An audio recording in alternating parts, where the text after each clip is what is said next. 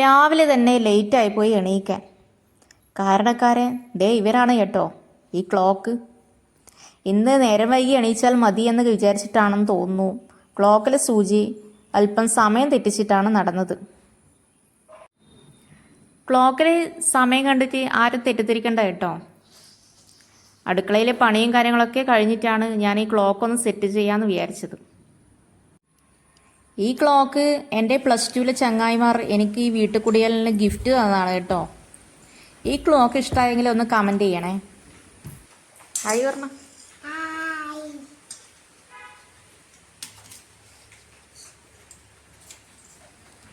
അവിടുന്ന് നേരെ പോയത് വർക്ക് ഏരിയയിലേക്കാണ് കേട്ടോ. അവിടെ നമ്മുടെ വൈദൂട്ടി അപ്പിച്ചി കുടിക്കുന്നുണ്ടായിരുന്നു.